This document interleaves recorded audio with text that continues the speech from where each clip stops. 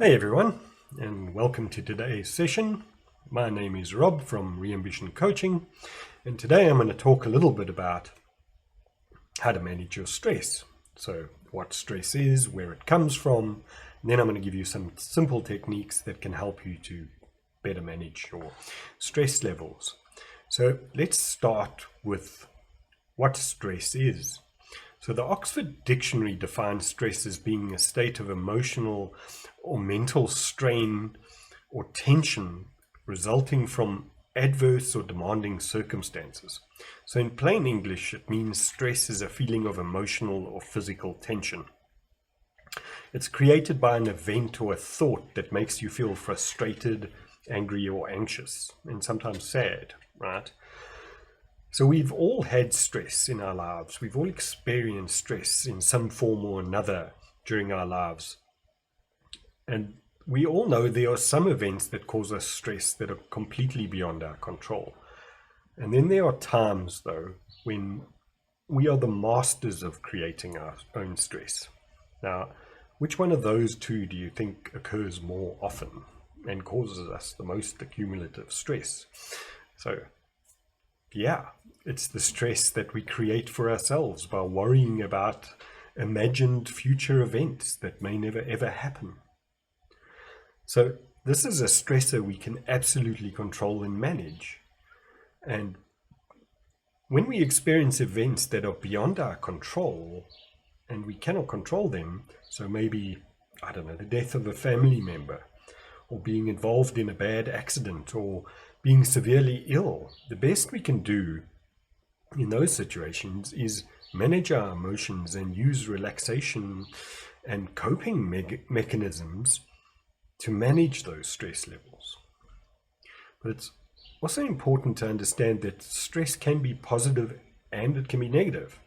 So positive stresses motivate and excite us. So for example, if you have a project at work that you need to get done and it has a reasonable deadline, a little bit of stress isn't a bad thing. It can help you get started on it and help you get it done, right? But once you are done with the task and it's over and done, the stress disappears and you're able to move on and you let go, right? So maybe other examples of positive stresses could be things like getting married, having a baby, planning a vacation, going to a nice tropical island, and so forth. Negative stresses are things that bring us down and cause us anxiety, frustration, anger, and sometimes sadness, right?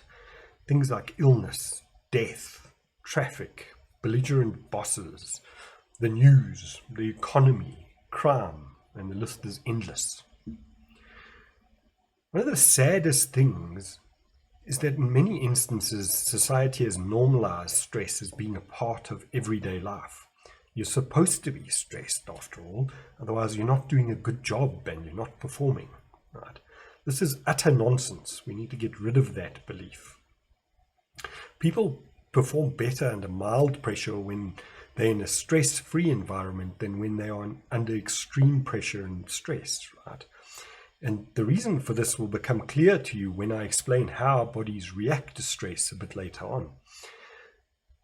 You do need to remember, though, that you can never escape stress completely. It's always going to be around, but it's important that you understand that you can learn that you can manage it. Right. So let's talk a little bit about where our stress comes from. So when we understand where our stress is coming from, we're able to better manage it. When we understand the sources of our stress, we can take the appropriate actions to minimize it. We also need to realize, and I spoke about this a bit earlier, is that there are situations that are going to cause us stress that we cannot control at all, and where it would be normal to experience certain emotions. So, for example, a little bit of a horrible example, but when a relative passes away, for example, it's perfectly normal and natural to feel sad and mourn for them, right? We need to go through that process as humans. But once that process has run its course, it's over, and we're able to let it go. When it becomes a problem is when our stress is persistent. when we don't let go. So earlier I spoke a little bit about positive and negative stresses as well. But what are the main sources of our stress? So there are generally four main categories, you could say. And the first is stress caused by our environment. So that would be stuff like noise pollution, the weather, crime, traffic. Second would be social stresses, which are things like parenting, being bullied, arguments and disagreements, possibly getting divorced, death. The third are physiological, which is something that affects us physically. So examples of this would be aging, getting old, illness, having an accident, being in pain. And the final one is our own thoughts. And this is where we interpret a situation to be stressful, difficult, or painful. Where through our thoughts and behaviors, we create stress by worrying about a future event that may never come to fruition. So now let's look at the effects and symptoms of stress. So you need to take care here, because many of the symptoms of stress are similar to the symptoms of other unrelated health issues. So if you're unsure whether the symptoms you're experiencing are stress related, it's best to always consult your medical practitioner, right, or GP. So what are some of the warning signs that indicate you could be suffering from stress? Well, stress can affect us in one or more of the following areas. So cognitively, emotionally, behaviorally, and physically. And some of the common warning signs are struggling to remember things and difficulty concentrating, a general negative outlook on life, anxiety, overthinking and worrying all the time, moodiness, short temper and irritability, those times when you just lose it with your partner or your kids for no reason at all, right? You don't understand why. Feeling overwhelmed, feeling lonely, depression, a sudden change in your eating and sleeping habits, insomnia, self-isolation, procrastination, substance abuse, so alcohol, drugs, tobacco, I suppose, pacing, fidgeting, nail biting, unexplainable aches and pains, digestive issues, dizziness and nausea. You're often sick or ill, and you may experience some chest pains, right? So ultimately, if these symptoms are left unchecked, the effects of stress can be detrimental to our health and can lead to bigger issues such as I mentioned, depression. You get endless headaches, muscle pains, heart disease, blood pressure issues. You get a suppressed immune system, weight management issues, a decreased sex drive, and in the worst case scenario, premature death, right? So not great. So the good news is, when you understand how you're creating a lot of your own stress unnecessarily, you'll be able to manage it better and reduce its effects on your health. Also, just another reminder again, that if you're experiencing any of these symptoms, and if you're not sure that they are caused by stress, rather go see your GP. It's better to be safe than sorry. So now, time to get into it, right? So how do we create our stress? So we already know that there's circumstances that we don't have control over. So with those, we can't avoid them. And we can use some of the techniques that I'll cover later on to manage that. What I want you to understand now is how you are interpreting a situation and how your thoughts are one of the biggest contributors causing your stress levels to accumulate. So most of our stress is created by worrying and getting anxious about a situation that hasn't happened yet, an imagined situation. So, and our minds also like to over-exaggerate stuff a lot. So we imagine an outcome that is far worse than it actually would be if it had to happen, right? Okay, so when we worry, it's because we're uncertain or anxious about something happening. And anxiety is a form of fear.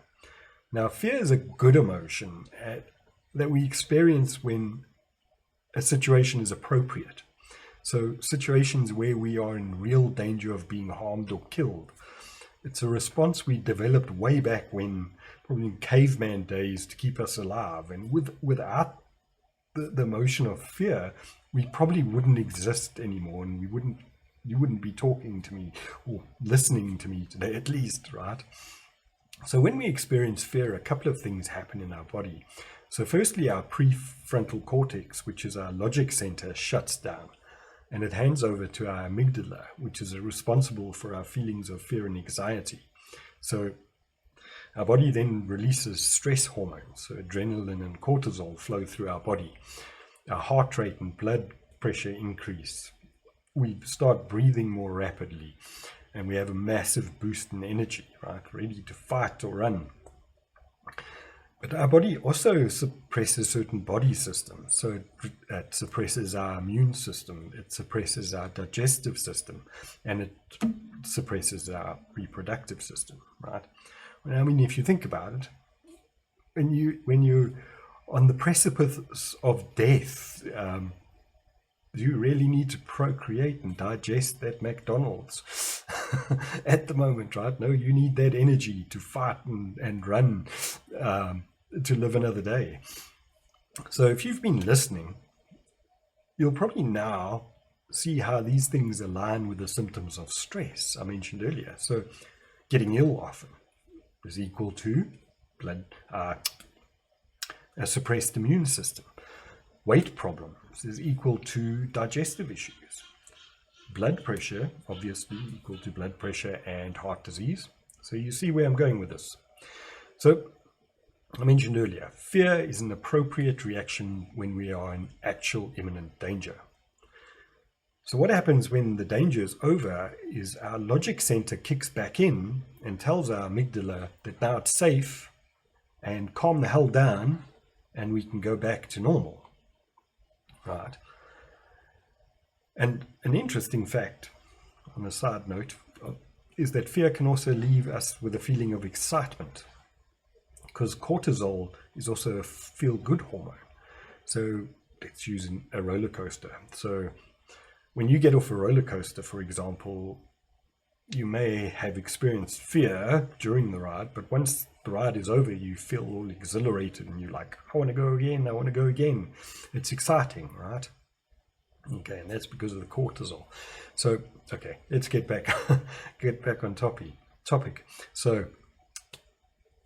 fear is appropriate when we are in danger. But when we have anxiety and fear that is illusionary or imagined, it's a whole different story. It becomes a psychological fear.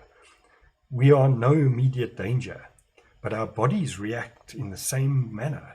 It releases the same chemicals.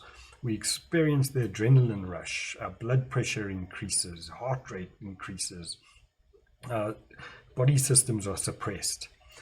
And the key difference in the situation of psychological fear is that it's not really happening. It's imagined.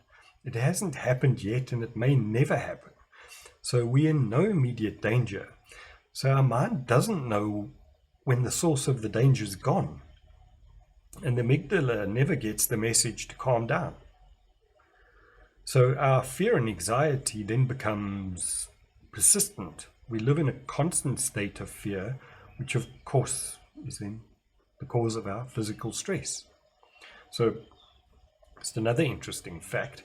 So did you know that we're only born with 2 innate fears? And that is the fear of loud noises and the fear of falling. Every other fear we learned. Right? So let's use an example. Is it rational to fear spiders? Yeah, some of them can harm us and kill us even. But isn't it kind of more reasonable to understand and respect them than to live a life for fear of them? Okay, so now that you've learned about how worrying about an imagined future event is a major cause of your stress, and how it affects your body, let's do a bit of a crash course around how our minds work to understand how we create emotions and where our worries come from. So often people believe that emotions happen first and then we have the thought and reaction. The opposite is actually true. So our emotions and the final result we get are created by our thoughts or how we interpret a situation. So this is how it works. Something happens. Our mind interprets that situation by drawing from our memories, from previous experiences and values and beliefs, and so forth. We then give it a label. It's either happy or sad or scared or angry, whatever it might be, right? And the emotion is born. We then decide from that how we will react or behave, and that then becomes the end result we get.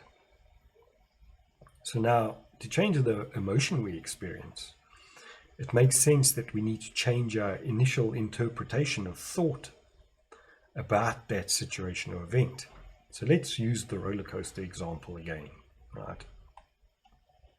So imagine you getting onto a roller coaster and you recently seen an article about a roller coaster cart that had come off its tracks and derailed, right? And people were injured and stuff.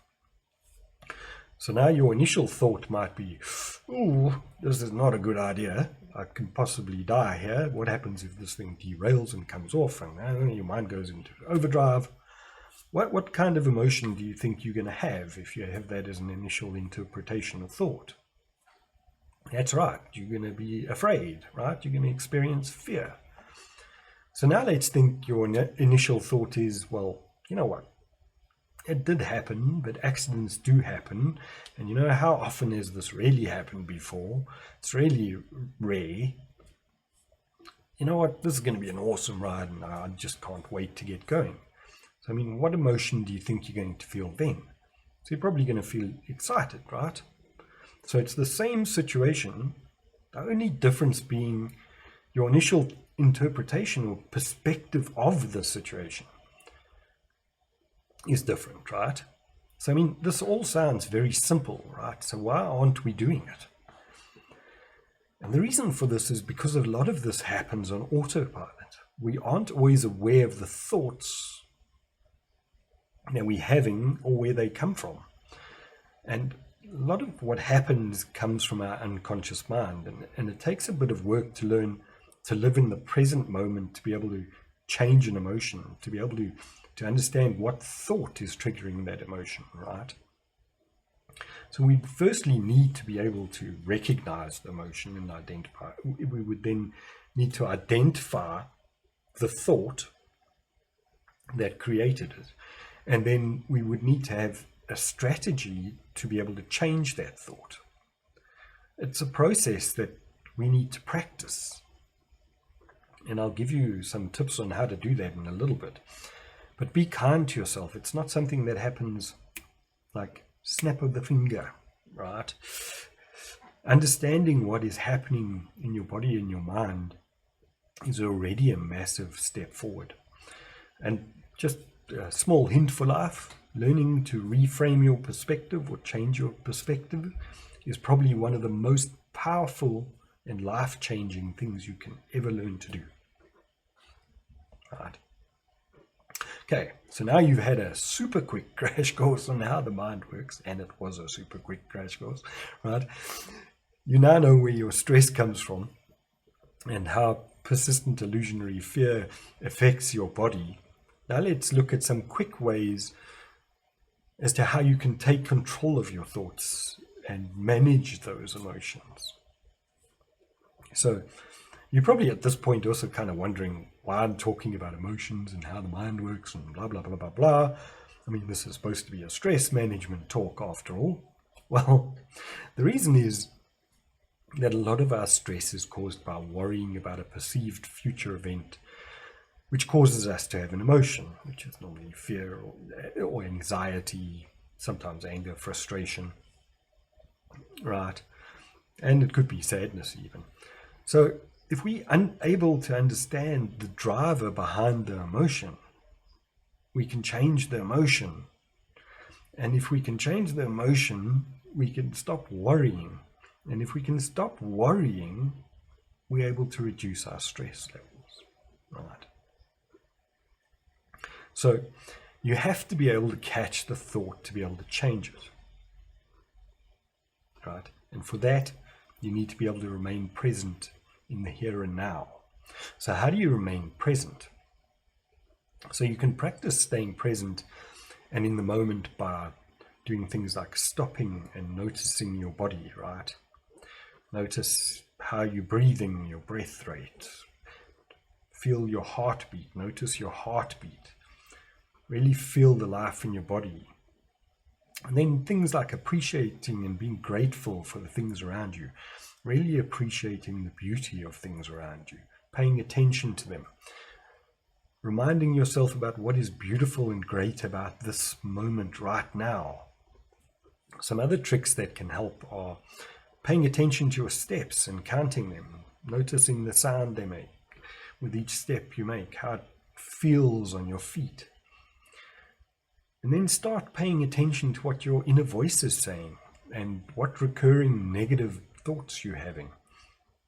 I mean, just an interesting fact, 80% of our thoughts in the day are negative, right? So being able to catch them and change them is a good idea. So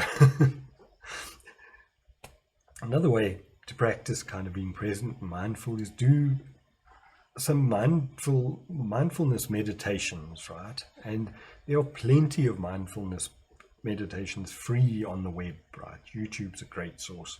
So go do some searching, find some ones that you like, and practice every day, right?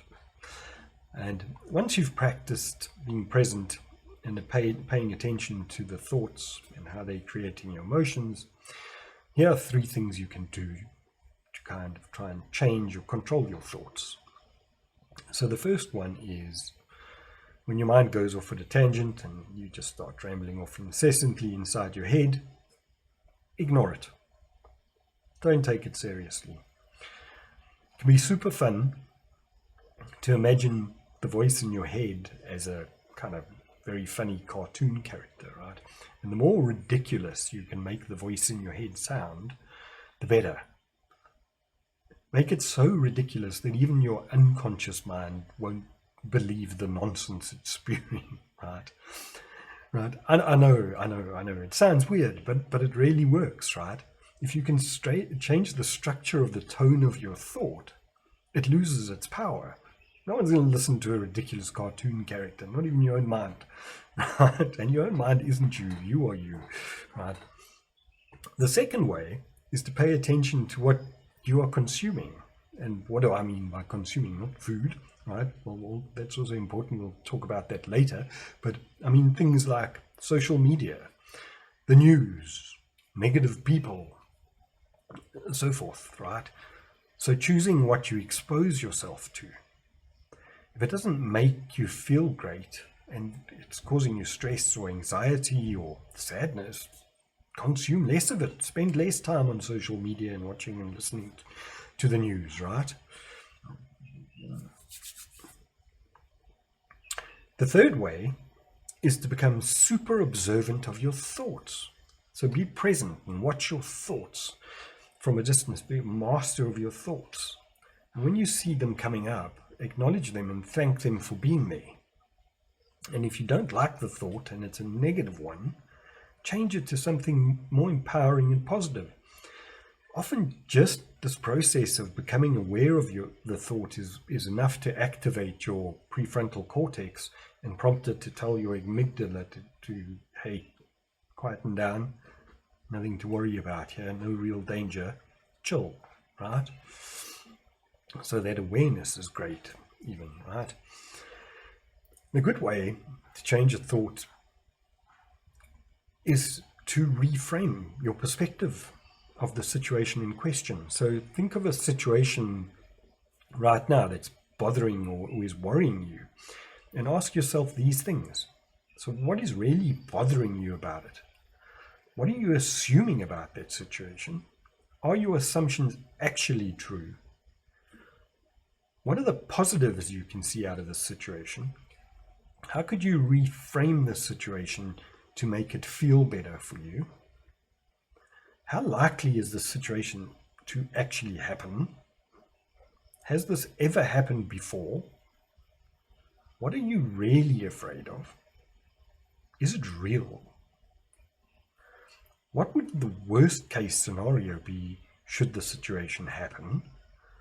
And what could you do to repair the situation if it happened? Then how long would it take you to recover? Would you be fine in a day? Would you be fine in an hour? Would you be fine in a week? Would you be fine in a month? Would you be fine in 6 months, in a year? When we do this, we take the power away from the thought, and we're able to rationalize it more reasonably in our heads, right? Now remember, there are going to be times, right? Nothing's perfect. This is not a perfect science, right? So there are going to be times when your thoughts are going to be like a runaway train, and you're not going to be able to control them or stop them. So emotions gain momentum, okay? So they get more and more and more intense until the point where you just can't stop them. They are a runaway train, right? And that's why it's very important that we try and catch our emotions very early on. We can manage them a lot quicker then, right, and easier. But when they do run out of control, there are two things you can do. You can distract yourself, so go do something else. Go punch a punching bag or a boxing bag. Go for a walk. Find anything to do to remove yourself from that situation and to distract yourself, right? And the second way is acceptance. Just live in the moment. Understand it's happening. Let it happen. Observe it. Thank it for being there. And remind yourself that it'll be over soon. Nothing's there forever, right? Okay. So, I will do another webinar on emotional intelligence in the future, as it's a massive topic and it's way too much to cover off in this session. But you have the basics though, right, around managing emotions and stuff like that. So now let's talk about some things you can do to reduce your stress levels and to keep those in check. So we already spoke about being present and mindful and to catch your thoughts that are creating your worry, and then to reframe your perspective of those and to change them, right? And just a reminder, this is not easy and it takes practice doing. So just keep at it, and each small step is a massive win. The next thing to remember is that stress is cumulative. So if you imagine your stress as being a balloon, each stressor just adds a little bit more air into that balloon until that balloon gets to a point where it just cannot anymore, and it reaches its limits and it bursts, it pops, poof. You don't want to get to this point, right? So release the air in the balloon before it gets there by venting. So find a person that you can really trust and just vent, let it all out. Just go at them. Let it out, right? But tell the person that you're going to be venting to that you don't want their opinion and you don't want them to fix the problem. You don't want solutions. You just want them to listen and acknowledge what you're saying, right? And then just vent, right? The other thing you can do is remove yourself from your stresses. So if there are places or people or situations that cause you stress or trigger you, try avoid those places if you can, or minimize your exposure to those things. So if social media or watching the news causes you to worry, stop doing it, right? Do it less. The next thing is get your stuff done, right? Often you're sitting there worrying about something that you haven't done, that you're procrastinating to death, right? Go and do it. Just do it. Get it out of the way. Get it out of your head, right? Once it's done, it's done. Just start. Okay. Don't procrastinate and get it done, right? Another useful tool is trigger phrases, and you can make up your own one here, but like, so when you're faced with a difficult situation, tell yourself something like, this too shall pass. And don't take yourself too seriously. Just have a laugh at yourself every now and again. It's good to do that, right? And then the important one is watch what you eat. So here's something I actually learned a little while back as well that I didn't know, was that we have two brains, one in our head and one in our digestive system. And there are 500 million neurons in our digestive system, and it produces 50% of our dopamine and 95% of our serotonin, which are our feel-good drugs, right? So if that's the case, by changing to a healthier diet, you can improve your mood. So sometimes we cause stress in our bodies with the stuff we eat, right? It might be unhealthy stuff, sodas, and who knows, coffee, too much coffee, that sort of thing, right? So this is quite experimental for you, at least. You need to figure it out, is what I mean, is try cut stuff out of your diet. So if you're drinking a lot of coffee, try drink less coffee, or don't drink coffee, or you're eating a lot of sugar, remove sugar, and see if it makes you feel any better. Just try it out, right? Experiment with it. The next thing is get enough sleep. So, sleep helps you to calm and restore your body. It improves your concentration and it regulates your mood. It also helps to sharpen your judgment and your decision-making skills. And if you're well rested, you're better able to cope with stress, or your daily stresses, right? Next one is meditate daily, right? There are plenty of free guided meditations available on the internet. Choose the one you like and make some time to meditate daily. It doesn't have to be a massive long meditation, just do a short one, right? And at first you might get very frustrated as your head's going to be full of thoughts that are running around all the time. Just acknowledge them and let them go and bring yourself back.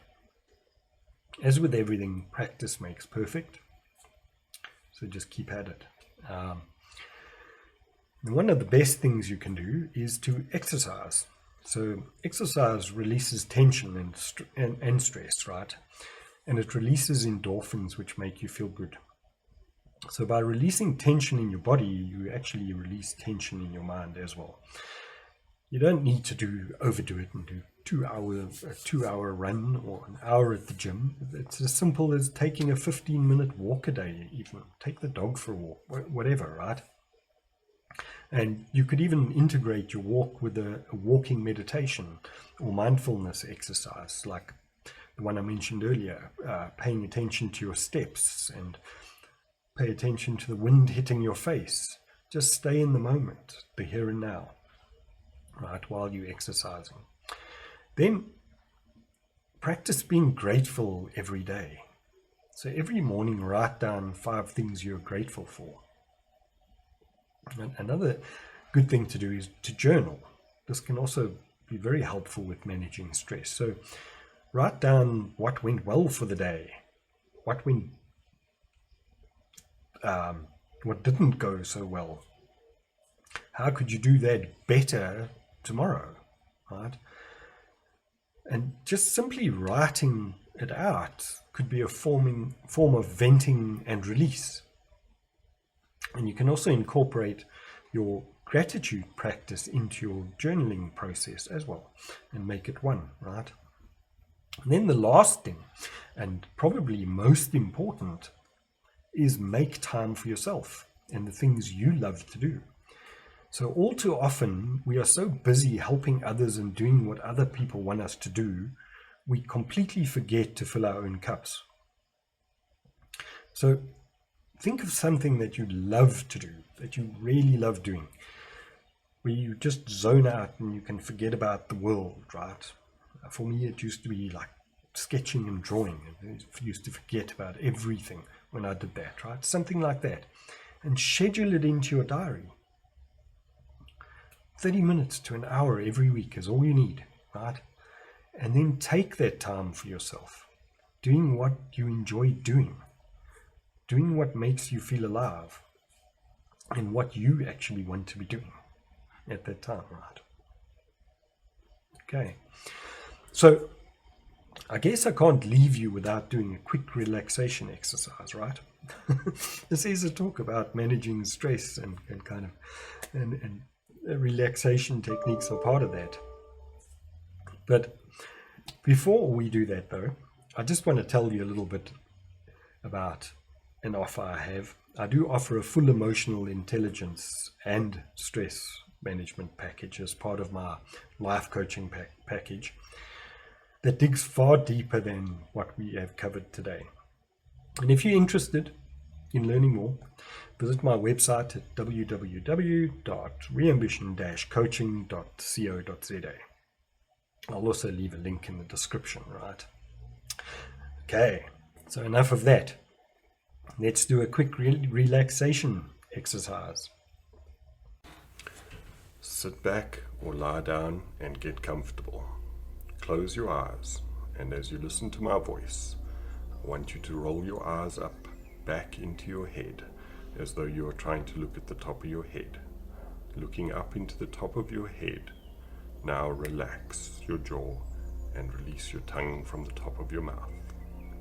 And as you do that, you are already starting to relax. Now, as you sit there with your eyes closed, take a deep breath in for the count of 1, 2, 3, 4, breathing deeply into your stomach, and exhale for 8, 7, 6, 5, 4, 3, 2, 1, and again a deep breath in all the way to your stomach.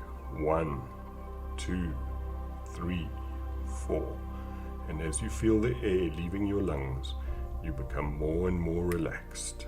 8, 7, 6, 5, 4, 3, 2, 1. As you inhale, part of you wants to hold on to that tension. 1, 2, 3, 4. And part of you knows that you can release it now. 8, 7, 6, 5, 4, 3, 2, 1. Easily, and you become even more relaxed and peaceful, sinking deeper. 1, 2, 3, 4, and deeper into relaxation.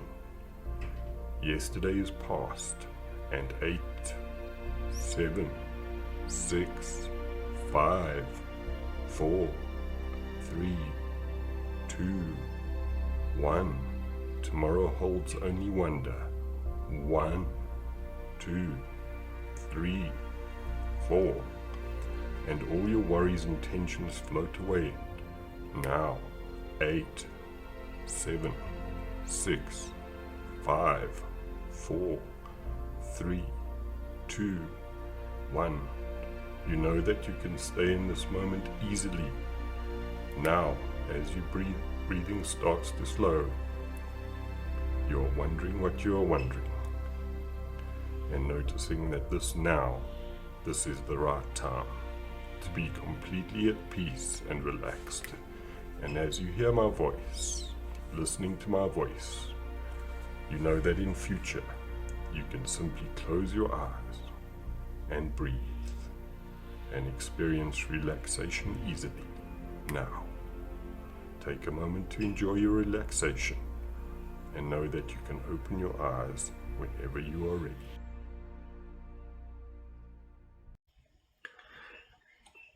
Thank you, everyone, for watching today. I hope you found it useful. Subscribe and leave me a comment, and like if you did find the session useful. And I would love to hear your feedback. Until next time, cheers. To find out more about Re-Ambition Coaching, visit our website at www.reambition-coaching.co.za, or like and follow our Facebook page at www.facebook.com/Reambition Coaching.